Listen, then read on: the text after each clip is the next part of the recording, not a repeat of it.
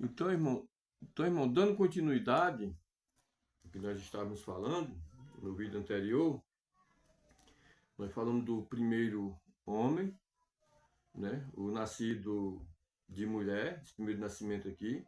Então, ninguém pense que vai para o céu só pelo fato de ter nascido e ter vindo a esse mundo. É necessário que haja um novo nascimento. E agora, nós voltamos para a passagem de Nicodemos, no capítulo 3 do Evangelho de João. Nós voltamos para lá onde Jesus disse para Nicodemos. Desculpe. Jesus disse para Nicodemos, no capítulo 3 e versículo 3, que diz assim: Jesus respondeu e disse: na verdade te digo, aquele que não nascer de novo não pode ver o reino de Deus. Então, irmãos, é necessário que haja um novo nascimento, né? Que haja um novo nascimento. Então, todo ser humano que quiser ir para o céu, se quiser entrar no reino de Deus, né? Se quiser, depois que ir para o céu, depois de 1000 anos, e a Bíblia diz que Deus vai voltar com a igreja aqui para a terra, né? E a terra vai ser povoada, as pessoas voltarão a plantar, né? Só que não existe mais morte, né? Ele vai plantar o fruto e vai poder desfrutar dele, vai comer dele. Então, irmão, quem tiver esse desejo, esse interesse, saiba que esse primeiro homem, ele não terá essa participação, ele não terá esse prazer, ele não terá esse gosto. É necessário que haja um novo nascimento, né? Agora, irmão, talvez você pergunte, e como é que pode nascer de novo? Pode. Pode. Nicodemos perguntou para Jesus: eu posso tornar o ventre de minha mãe nascer? Jesus disse para Nicodemos: aquele que não nascer da água e do espírito. Então, é um nascimento que você nasce não mais do ventre da mãe, né? Você tem que nascer da água e você tem que nascer do espírito, né? E é possível isso? É possível. Só que para nascer tem que morrer.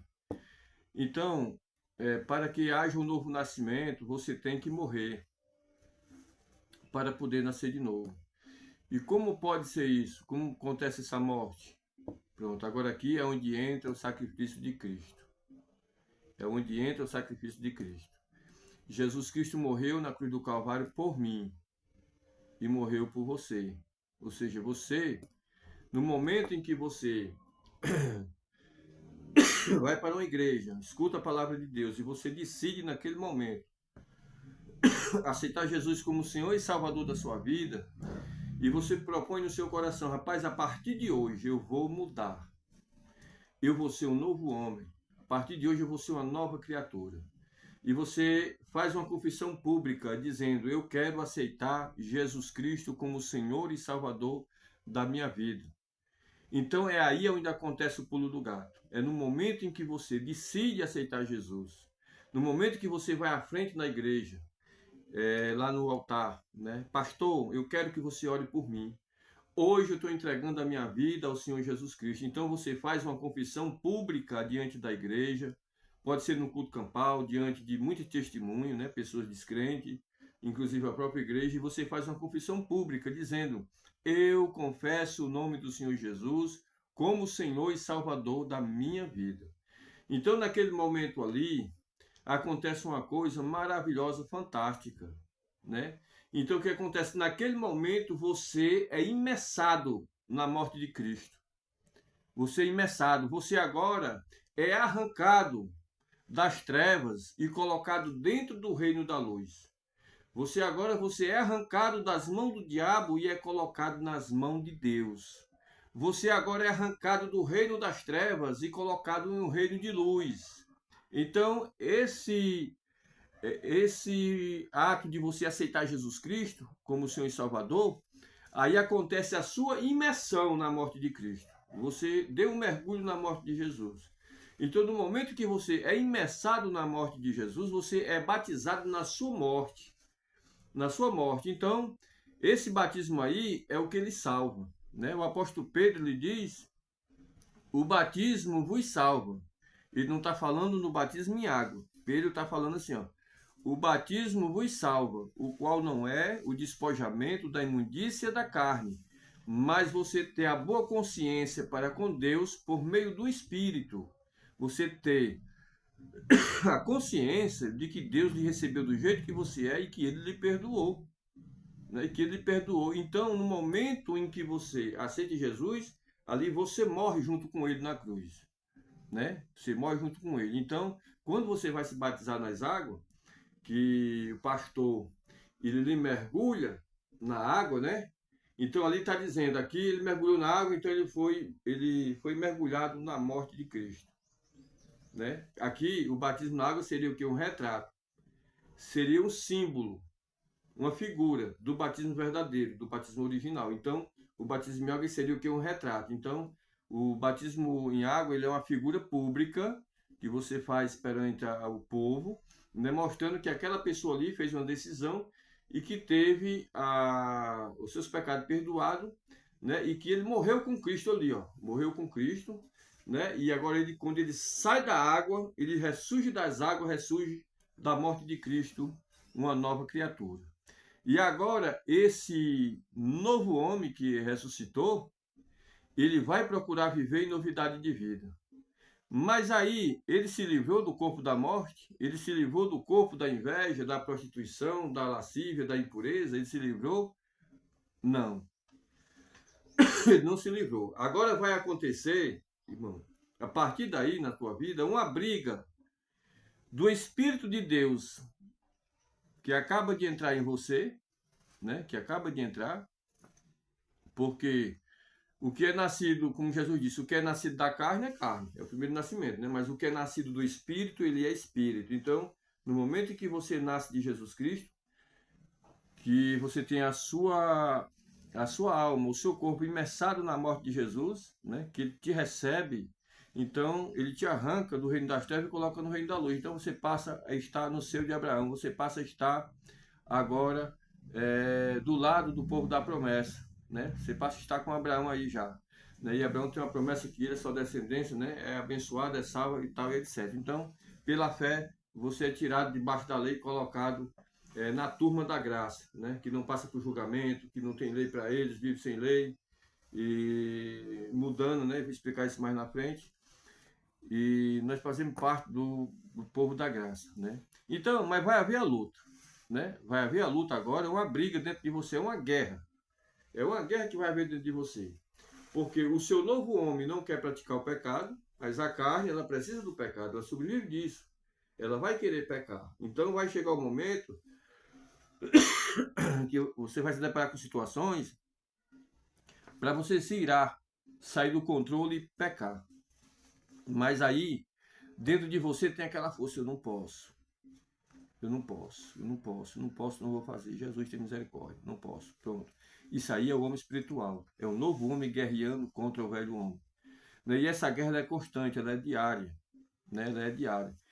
Aí você, de repente, o seu corpo vem, aquele desejo, aquela vontade de se prostituir, aquele desejo intenso pelo sexo, né? E você, eu não posso, não posso, não posso, não posso, não posso. Mas digamos que você fosse vencido, de repente você comete um deslize e você comete o ato. E quando você termina de praticar aquele ato, baita tristeza, angústia, aí você vai orar, você chora. Sabe por que você faz isso? Porque você é um novo homem, você é uma nova criatura. Se você não tivesse um novo homem dentro de você, você teria prazer, alegria. Aí você saía contando para os seus colegas: ei, rapaz, essa noite eu fiquei com a garota, mas foi muito bom, fui com ela para canto fulano de tal, fiquei com ela em canto fulano de tal, e foi assim, foi muita alegria, foi muito bom. E você já planeja o próximo ato, né? Não, mas o novo homem não, ele se entristece, né? Ele se entristece, ele pede perdão a Deus, ele chora, porque ele não é mais aquela pessoa. Ele está numa guerra pedindo ajuda a Deus. Ele está numa guerra pedindo a Deus que ele quer vencer aquilo ali. E muitas vezes, irmãos, isso leva um tempo para haver libertação, de luta, né? Mas Jesus, ele diz, o que vencer, né, se assentará comigo no meu trono, é uma promessa dele. Ele disse, aquele que vencer, se sentará comigo no meu trono. Então lute, irmão. Lute por esse desejo carnal. Lute. Quando pesar vir pelo bem-estar de alguém, a inveja, você já está sabendo que é algo da carne. E que você possa lutar. Se acontecer de você vir a pecar, não é o fim. Se lembre, eu sou um novo homem, eu não tenho prazer. Que nem Paulo disse, né? Aquilo que eu quero fazer, o bem que eu quero fazer, não faço, mas o mal que eu jamais quero fazer, isso eu pratico. Então, se eu pratico o mal, não sou eu que faço, mas o mal que está em mim. É aí onde está. Dentro do ser humano tem o mal. E nós temos que vencer este mal, né? Nós temos que vencer este mal, lutando. Mas como a palavra de Deus diz, se estiverdes em Cristo, se o Espírito de Deus está em vós, se você estiver em Cristo, você é mais do que vencedor. E agora, irmão, esse novo homem, o prazer dele é nos frutos do Espírito. Agora esse novo homem, ele não vai mais estar debaixo de lei. Sabe por quê? Porque tudo quanto ele vai fazer, não existe lei para proibir. Esse novo homem agora, ele vai ter o desejo, né, de estar todo dia comendo o fruto do Espírito. Todo dia chegando a essa árvore, que é o Espírito, e se alimentando desse fruto. Por exemplo, paz, ele quer paz. Ele vai procurar ter paz com todos, né, com a sua vizinhança, com a sua igreja, com a igreja vizinha, né? Com a igreja paralela. Ele vai procurar ter paz com todo mundo porque é o que ele quer. E não existe nenhuma lei proibindo de você ter paz. Aí está. O novo homem, ele não está debaixo da lei. Sabe por quê? Porque tudo que ele faz não tem lei para proibir. Então esse novo homem agora, ele vai passar a amar. Não existe nenhum mandamento, nenhuma lei, melhor, impedindo de você amar o seu próximo, amar o seu irmão.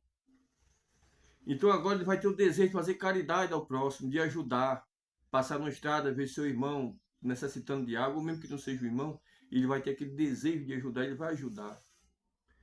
E não existe nenhuma lei proibindo do homem ajudar o próximo. Não existe uma lei. Então, o Espírito, quem vive nisso, fazendo isso, está vivendo no Espírito.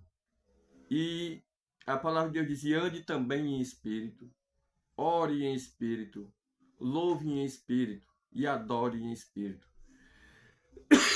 Uma coisa chama a outra, né, irmão? Já estou sentindo aqui a necessidade de, após esse vídeo, eu falar outro sobre adoração no Espírito, né? Mas vamos dessecar isso aqui, deixar bem legítimo na cabeça dos irmãos, para que os irmãos entendam, né? Agora a luta e a briga. Então, quando você quiser amar o seu próximo, fazer uma caridade pelo seu próximo, ajudar o seu próximo, a carne ela vai lutar contra você para que você não faça isso. Por quê? Porque o espírito se opõe à carne e a carne se opõe ao espírito. Um não quer fazer o que o outro quer. Não existe essa luta. Mas nós vamos, irmão, agora, ao invés de estar voltado para a esquerda, né, para as obras da carne, a qual vocês sabem já qual é, que eu falei nos vídeos anteriores, ao invés de você se virar para as obras da carne, agora vamos se virar e se voltar para as obras do Espírito, para os frutos do Espírito. E você estando comendo desses frutos, né, e eu vou trazer detalhadamente, aqui eu vou encerrar o vídeo, eu vou trazer detalhadamente os frutos do Espírito, do mesmo jeito que eu trouxe aqui as obras da carne, eu vou trazer os frutos do Espírito detalhadamente para você, para que você ir falar mais um pouco dessa guerra intensa que existe no dia a dia de nossas vidas, né? E, irmãos, vou ficando por aqui hoje com esse vídeo, né? Eu vou dar continuidade, né, o assunto, porque não encerra aqui, vou dar continuidade em outro vídeo. Então hoje é só, né? Amanhã retomarei novamente e amanhã vou iniciar falando do novo homem, o homem espiritual, e as bênçãos que esse homem espiritual recebe. Então, irmão, quando nós somos homem espiritual, o nosso corpo é de Esaú, mas a nossa fala, nossas ações é de Jacó. Então, que Deus possa continuar lhe abençoando. Espero que você tenha gostado. Peço a você que você compartilhe este vídeo, irmão, que você se inscreva no canal. Você sabe o que acontece quando você se inscreve no canal? Quando você se inscreve no canal, o YouTube ele envia esse vídeo para mais pessoas que precisam. Então, você se inscreve. Você compartilhe com seus irmãos, compartilhe com seus amigos. Quem sabe existe algo aqui interessante que ele precisa ouvir. Às vezes, até dentro da igreja mesmo, tem irmãos que precisam ouvir isso, né? Porque muitas vezes, irmão, dentro da igreja, a gente tem a oportunidade de 5 minutos, dar uma saudação. Não tem como você aprender isso aqui nunca, né? E o tempo vai passando, e você nunca vai aprender. Então aqui nós temos bastante tempo para isso, né? Para explicar detalhadamente. Nós temos dias, temos semana para explicar detalhadamente, né? Então tudo isso aqui, irmão, vai fazer parte do encerramento dessa primeira mensagem, que é dos 2 alicerces. Nós vamos encerrar na parábola das 10 virgens, né? Então lá você vai ir na parábola das 10 virgens, você vai ficar surpreso com o que você vai ouvir e vai aprender lá quando nós chegarmos lá. Então, que Deus abençoe seu dia, ore isso por mim, né? Que Deus continue nos abençoando sempre. Amém.